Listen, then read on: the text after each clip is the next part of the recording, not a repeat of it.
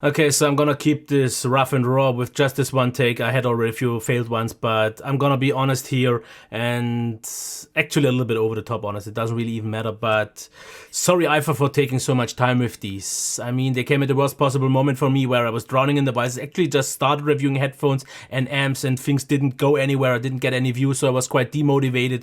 So that's why it took me so much time. And to be honest, I actually don't really know for how long I have them here already. 6, 7, 8, 9 months, I don't know. At some point I completely forget that I have them here, which is not supposed to be a excuse, but also one reason for more procrastination from my side is that I don't really know what to really talk about a headphone amp. I mean, there are people who can talk 20 minutes plus about it, but I can't. I mean, at some point you will see this quite quickly in the review. I'm running out of things to say, but therefore I want to try to keep it also quite direct and to the point here, super honest. So iDSD Nano from iFi, the LE costs $139, $199, so $60 more for the black edition. The black edition looks a little bit nicer, it's also a little bit smaller, feels just in general a slight little bit more premium. It also has a few different ports and such things, like for example the volume knob that has also here a LED on the side, different colors for whatever it does. Here you can see no LED, which is okay though, not a real problem. Here you can see the headphone output, where we also have here IM Match and Direct, which is a little bit more, more. And then we have an output in terms of cinch. Now on the back we can see digital input, like a printer cable, for example. Here for the LE, and the BL has the digital input in terms of a male USB-A, which actually works pretty nice if you just want to use it with this adapter directly on a phone. So I definitely prefer this method. And then we have a filter for measure and listening and the 3.5mm line out, with a 1200 mAh battery on the black edition and the 1000 mAh on the LE. So those are pretty much the main differences. Now I could go on and on about a few certain things like the sound and so on, but I'm just gonna keep it short. This one I can't recommend for the fact that it costs $139.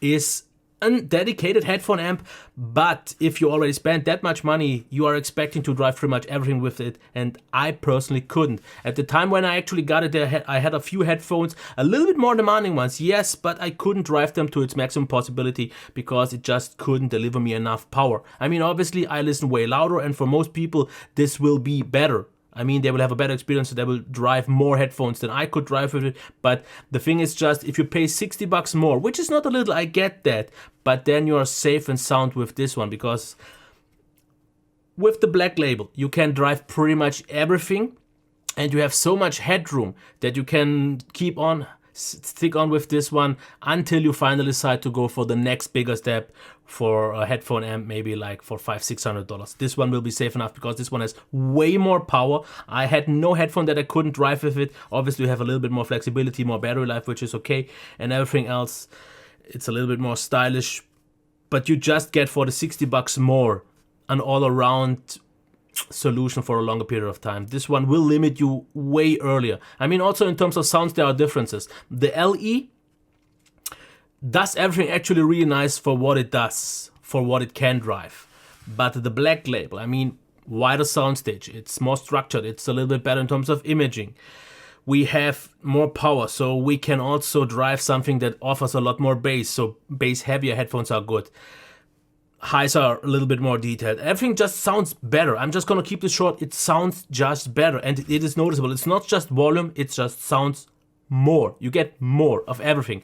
Now I also have to say one thing though, that the black label, just as any other hi-fi, seems to have a certain sound signature when it comes to the headphone amp, which I would describe as more on the lean side. You maybe don't get super accurate and all precise details, but what you get is more of a lush experience. I mean, highs are very kind of soft off-roading and not super detailed, but you get a nice, warm, very powerful, impactful bass.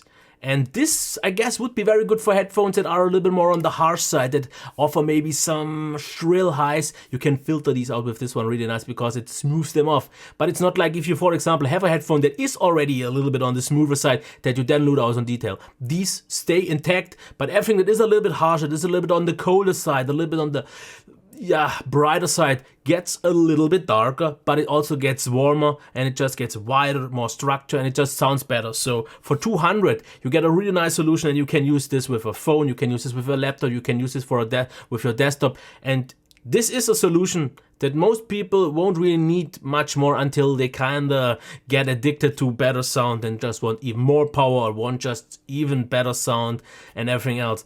But for a very, very long time, I would actually say for most people this will be, I would say, entry-level endgame. Absolutely, because it sounds really good. And the LE, I mean, entry-level, I mean, if I enter the realm of audio, then I want already more than this one has.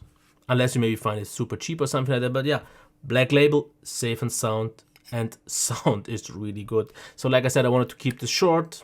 5 minutes, I guess that's fine. I mean, I could talk about the deck and some specific, but doesn't really matter. I mean, from experience, I can tell you that the value here is good. Because, I mean, you also have to think about one thing. At $200, you can get a desktop headphone amps and decks. But these are not portable, don't have a battery, and don't have this sound. I mean, there are obviously others outside, but I can't really judge those from the little that I had time on them with events and so on. But yeah, maybe not so much.